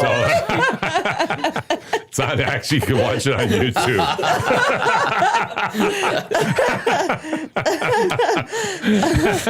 I'm so glad you were trying to explain it too. Though. It's just like, hey, Paul, I just don't want you to Richard, be out of, I you're don't a want you to real be out of the old loop guy. here. Oh, I'm uncomfortable now. No. Can I jump in? absolutely. Old dude perspective from the back in the day of the bars and the generations ago. I'll make a basketball analogy. Kids don't like playing one-on-one because they don't like to be embarrassed. And I think what that has become to people has been your buffer from rejection and failure and embarrassment. Yep. Is you have that safety of I'm assuming people don't approach each other because they don't want to be rejected as part of it, as one of the reasons. Yeah. So that'd just be my observation. This gives you the illusion that you don't have to communicate directly with people and you can kind of prepare yourself for a soft landing. Yeah. Yeah. Very true. Paul comes in on the first round with the best response. I know. This well-spoken, eloquent response to all of this. 3 clouds over here. Oh, it's a Norman a comment. Yeah, great explanation, Paul. Like, there we go. The wisdom that we need. Well, what I liked was the way you touched a nerve with Matt. Like all of a sudden, Matt's voice went up about 30 decibels. Right? Just got to be hot. His eyes are bugging out. Oh, that's us. I know. Do you have any questions? They were all getting, advice. We're getting texts advice. coming in right now. Can you please tell Yeah, me? I would 780. love. Jump in the conversation. Anything we hit on. 780-218-9999. This one says, I met my wife online, but never had a problem striking up a convo to get a phone number. But yes, things have changed so much to the point where approaching a girl is more negative than bad. Part of it is also that men don't know how to talk to girls. That could be part of it, yeah. Yeah. I mean, I don't know. You guys need tips. You just talk to them. You just just like, hey, saw you over there. Like How's it a going? stare down and approach. How's like your day? back in the day where you used to like shoot a smile and you'd see if you get one back. That kind of doesn't happen anymore, but there's still organic instances where you run into a girl at a restaurant, bar, somewhere, and you just strike up a conversation and still like there's a way to be like, hey, like you were kind of, can I follow you on Instagram? Can I get your phone number? And that still can happen. And I've still done it, but it's less You do and the less. socials, eh? Barry Horowitz right here. I'm not afraid. You do the socials. Socials works good. I would say, personally, don't do the socials. You could do the phone number. Brendan asks why. Because you're kind of asking, you're basically it's like an invitation to your life, right? And you don't necessarily, like, you're just getting to know somebody, and I don't think that you should be like, yo, here's my socials. Can I be perfectly blunt and honest with you here? Sometimes you ask for the socials because you don't remember talking to them like the night before, or don't remember what exactly they looked like. And you're like, I need to go verify. Was this good, or was I just pissed drunk?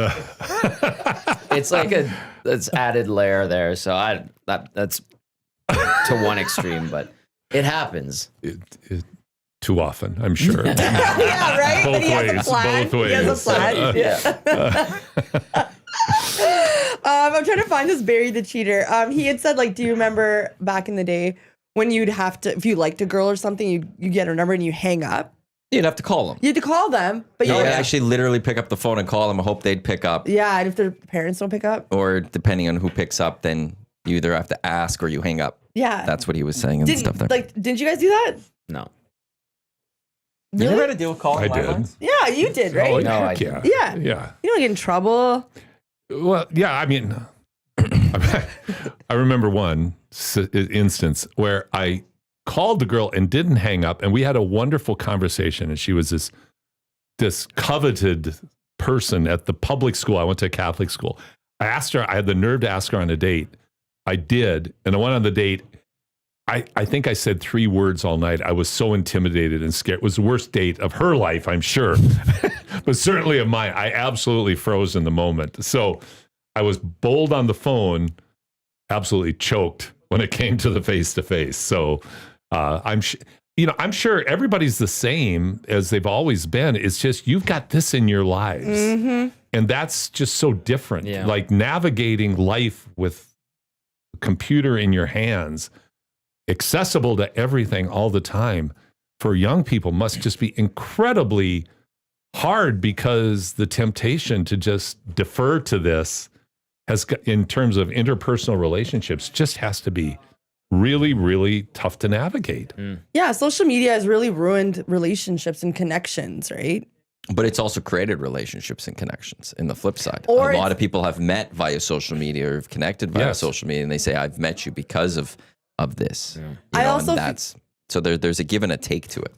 Like, I think from what my friends tell me, it's like, and especially actually my one cousin, she's a good example, but she's like, guys will, or girls, both will be like, they're always trying to find something better, because now the pool is just so open to them with these apps, and they'll never commit. Well, but now Yeah. that is the commitment to a degree. Now it's, I'm taking Tinder off my phone. I am taking Hinge on my phone is now a sign of commitment. I will take this app on my phone. We are serious.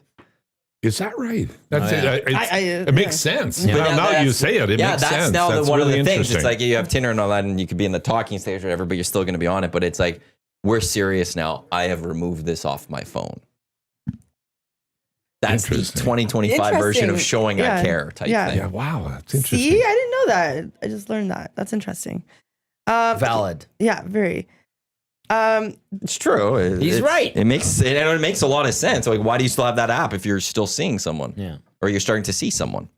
As a millennial, because I can't speak about you guys, your generation, but as a millennial, I think you should always approach a woman. And Wait, which generation are you talking about here? millennials, because I don't know about them. These Who's guys, them? Who are They're we talking Gen to? We're Z? just trying to find... Gen Z, whatever they are. Okay, so you're talking to Brendan right now. Yeah, I'm saying him, like, I can't Okay. speak for them because I don't know how the women in your generation are. So, I can tell you about them. okay. I'm kidding. Go on. I could, but I shouldn't. I'm saying you should nicely approach a woman. I think women want to be approached, millennial ones anyway. Unless you're not hot. Piss off. Heartache. Heartache or don't Piss even look off. at me. Yeah. Oh my goodness. I mean, make sure you're put together and you're not a slob or something. Like, you know, you have your A game on. Just an A game. You can't have a B game. There's no It has B to be an game. A game. Well, yeah, in that sense, yes. Okay. The Wolf. Ow! Says, we did that, Matty. January 2015. The wife and I took Tinder off our phones when we decided to be Oh. exclusive. That's so cute. One more howl for the Wolf. Ow! Well done, sir. So this one came in to me, but it was kind of in chunks. So I hope I'm reading it properly because you couldn't put the whole submission. Okay. So it says, my new girlfriend is really close with her family, but I'm not really close with my parents. And I see my siblings at family functions. She's introduced me to her family, but I haven't introduced her to mine yet. I'm not trying to have my parents involved in my life all of a sudden. Should I introduce her anyway so she doesn't feel like I'm ashamed of her, or just tell her I'm not close with them, so don't take it personally? I could comment. Please, Yeah. your wisdom. Well, I think start with just being honest. Just be honest about where you're at with your family, so she doesn't misinterpret that he's ashamed of her. That's number one. And number two, if there's a way to start rebuilding a bridge with your family, maybe look for opportunities to do that, because they don't have to be in your lives to be part of your lives. But, everybody's circumstances are so different. But I think starting by being honest is really critical. Well said. I love that answer.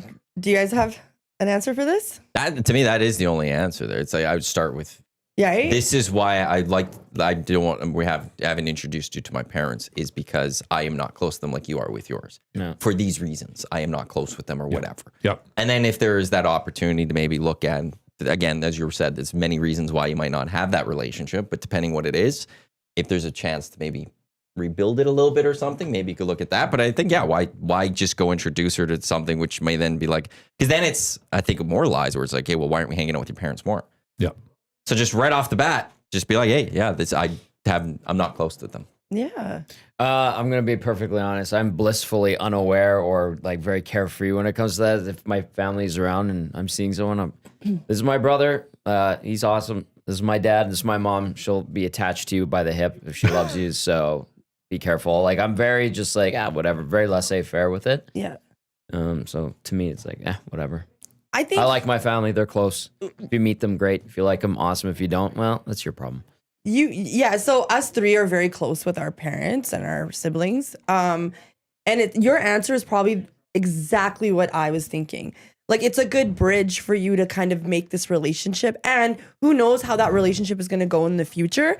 And like, if you have grandkids, like, you want them to be part of your life. Like, as maybe family is a big deal to her. Maybe your parents are a big deal to her. Someday they will be.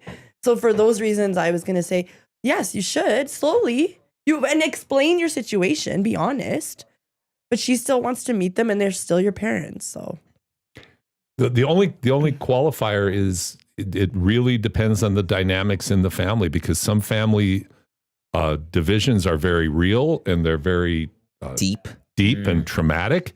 And to try to reach out just may not be in the cards. So you that's where every situation has to be, I think, addressed. But the starting point just should be exactly that idea of just explain what your situation is and why, and then see where it can go from there.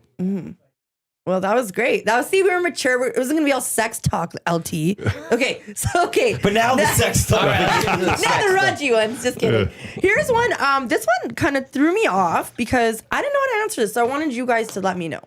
Especially you. You look rich. Okay. So, just kidding. Okay. No, I'm not just kidding, but okay. So, Isn't she great? She's tremendous. Yes. I love the fact that there's no filter. This is exactly who I am on and off air. Yeah, okay. So always get a prenup, even it literally came to me. Yeah. I love where this is starting. Yeah. Always get a prenup, even if you don't own any assets. It makes the divorce so much easier. A little dark, I guess. Well, what's the divorce rate at now? It's like, it's over 50%. Is it over 50%? But the one thing about that is that there are multiple people with multiple divorces. And that does skew the numbers. If one person has 3 divorces, that's 3. Like, it's not how many people, overall have at least a divorce. It's just the number of divorces. So that's where, to me, the number is a little bit higher than when there's a lot of marriages that last. I remember I got my will done once, and she's like, you might want to ever think if you're in a relationship, get a prenup. The thing I have about prenups, you're planning for an exit. Mm. You think it's disrespectful? I do. I largely like if you're you're already thinking about the divorce. Yeah. That's where your mindset is. Yeah. I'm getting this prenup, and it's going to make things cleaner with the eventual divorce that's going to come. Ooh. As opposed to, hey, this is marriage. It's supposed to be till death, till one of us is 6 feet under type thing. I don't need a prenup. Our prenup is the burial plot that we're getting type thing. That's the way I look at them. Marriage is complicated, and I think I agree. Like, on one hand, you're preparing for failure. On the other hand, maybe you're preparing not to fail. It depends on your relationship and the dynamics in your relationship. Like, if It there's just puts bad juju out there too. well, the karma can't be great by saying, this is what's going to happen if this doesn't work out. Now, the divorce rate being at 50%, I think that's been at that 50% for decades, to be honest. Like, I don't know the basis of the statistic, but I remember being in college and hearing that the divorce rate was nearly 50%. Damn. And I mean, that's a long, long time ago. So to me, it's like, again, each situation's different. Like, if there's lots of assets involved, you probably should. If there's, blended families together, you probably should. Life can get really complicated if you're not prepared. So there's a pragmatic reason for at least a discussion, because, I mean, people are getting married less these days. Like, there's fewer marriages, there's more common law, just living together and building lives together. So it's not an unrealistic comment or consideration. If you had one in place, you put it away and work on your relationship and you live happily ever after. That's great. If it doesn't work and it's in place, then you smooth things out on the other side, because it can get really ugly too. So They're still going to get ugly even if you have a prenup. 100%. You're right. But They still get ugly even if you have that prenup and stuff. That's the other part. Like, and that's again, like the last question. Every situation is going to be different too. yes. Yeah. I think with certain things where it's you have a bunch of assets.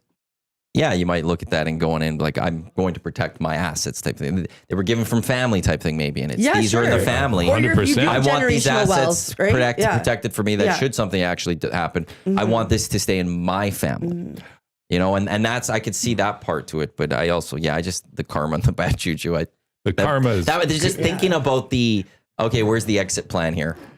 That part I find interesting. the thing about my feeling on marriage is the wedding day is your party, and then the work starts, and it really is a lifetime of work. And not that my wife's had any problems with me. I've been perfect, but I'll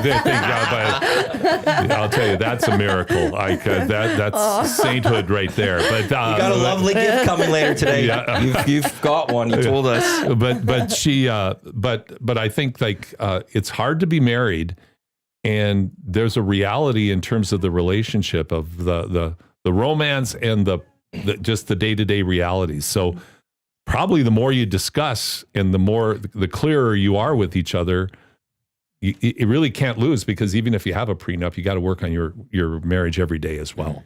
So that ain't going to be what decides yes or no, whether it's going to work or not. Prenups? I'm for it. Yeah, You are for it. Sure. Yeah. Okay. Because I'm just selfish. Is that? Thank you for your honesty. Yeah. Yeah. I'm very selfish. So I think I'm with Matt. Like, I think you are, you're like, love this person, so you hope to work it out. And if you're, doing documentations and stuff, I think it's weird. However, if my mom and dad were effing loaded, I would think I would do it to protect them and like my brother or whatever that There's case may the be. family part. Yeah. There is other parts of your family that can be yeah. impacted, and that's where sometimes it might be like, I just need to protect them. Yeah, them. That's right. Yeah.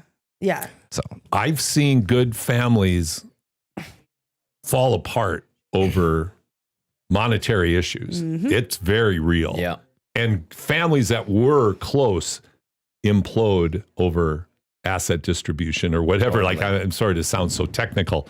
So I again, old guy talking, but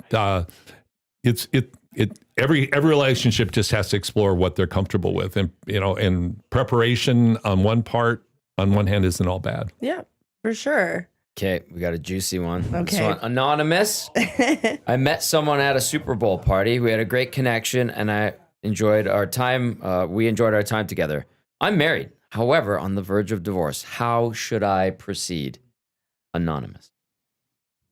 Do you and your partner kind of have a mutual understanding? First of all, if you do, I think it's completely okay. How should they approach If you know it? it's over. Yeah, if it's over, well, what do you think? Well, I'll start with honesty. Okay. Yeah, start With this new exactly. connection. Mm-hmm. Married. Doesn't look like it's going in a good place. I enjoyed our conversation.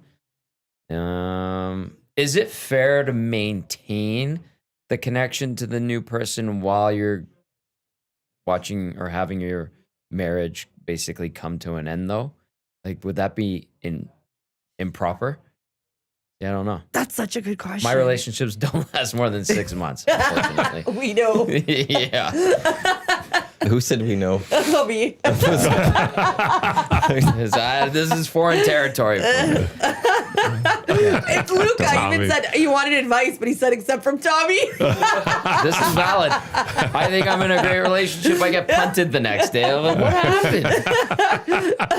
Matty, go. Well, I don't know. That's not a tricky one. I haven't been in that long relationship, so I don't know. I don't know what it's like in that situation. I'm guessing if both parties know that it's over and you're just actually in the process of trying to figure out how you end things, because I know it's a process. Like, It you is got a to be process. separated for a bit, Yeah. then you can get the.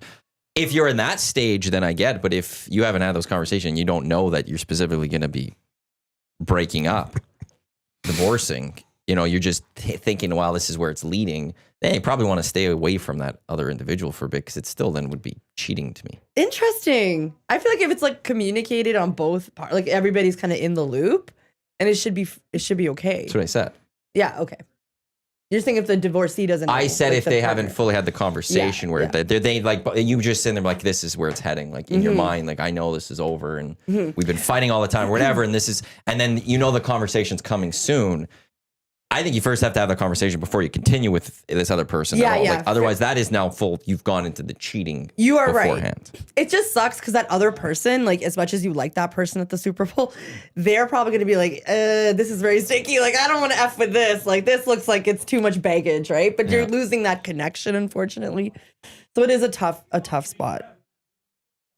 I mean, you could do the route of, as long as your like ex-spouse is aware what you're doing, let's get that straight. You could do the route of letting that person know on the third date. Oh, when you let them know? You're not going to just approach the chick and be like, sup, I'm like getting divorced, but I think you're cute. You're going to be like, hey. Well, like, I think that's like something early on. They need to know that you're married. Or some people are I'm advised just to be gonna like say that divorced right now, or okay? have I think kids. early on you've got at least like they have to But know. it's- Like, I don't think you get like 3 months into this. You're like, by the way, I'm about to go through a divorce nothing- this weekend. Wait, yeah. I'll I've be gone a through business. this. Okay. There was a girl I started hanging out with a couple of years ago, and I was told she was divorced. She told me she was divorced. Not divorced. Her husband started messaging me. Oh, what? Yeah, and I was That's like, what crazy. the hell's going on? Yeah. That's like the movies. Girls are shady too. Yeah. Yeah. Well, yeah. Okay. Well, I was going to say that, but the thing, some people are embarrassed that they're divorced or they're worried about that they have children and whatnot. And I was like, maybe let that person know. That's why I'm saying maybe try to get to know them in the first 2 dates. And the third date, that's when you let them know. Let them know early, but also give yourself a chance for them to get to know you and not just be like, I have a red flag or something, right? I think you better be just honest with all parties right out of the gate for have any hope at all of it going anywhere, because I'm sorry, but I see life mostly through a Seinfeld lens. Like everything that we talk about, especially with relationships, I relate to some Seinfeld. It's like George with his toupee.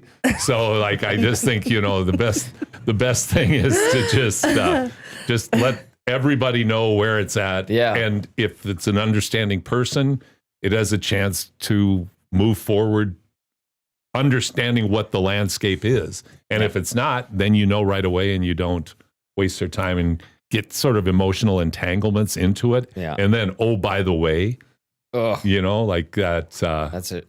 So We've got like a minute before I got to start wrapping things Oh, up. really? Okay. So I'll let you do one more. I thought there was some in the other queue. That was there. all advice stuff. Yeah, lots of advice stuff. Thanks for that advice. Just getting things going. Which is like, don't go Hot mad in there. before going to bed. Like, or don't stay mad when you go to bed. And I disagree with that. I think some people Go to just- bed mad? Yeah, well, freaking sleep on it. Like sometimes I just want to, throw down. And I'm like, you know what? I just need to calm down. Okay.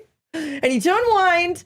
And the next day it's like a whole new day. And then you're just like, you're happy and you're ready to talk. So that's why I disagree with that advice.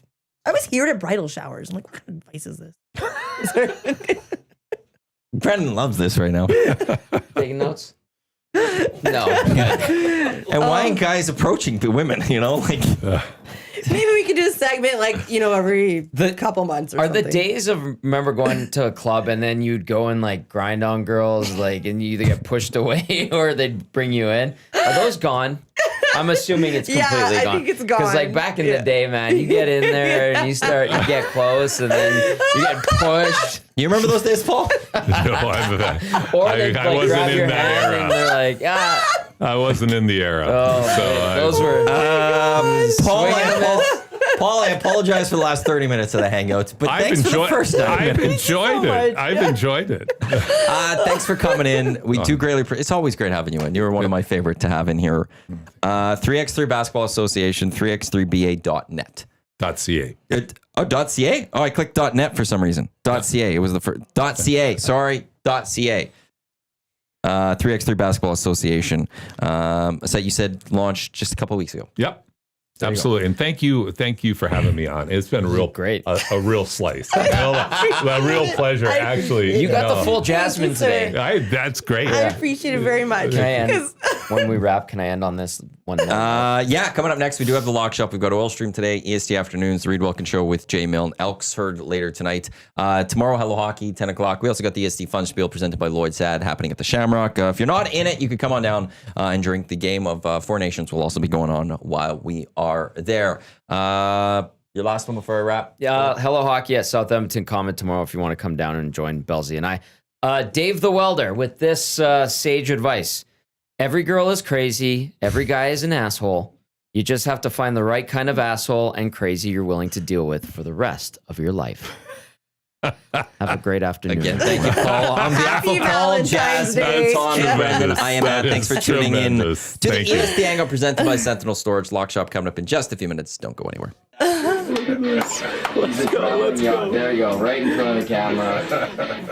First-time guest, long-time listener, fan of the original draft commissioner. Welcome to the EST Hangout presented by White Claw Hard Seltzer. The difference is clear. Matt Iwanek, Tom Zola with here. Joining us today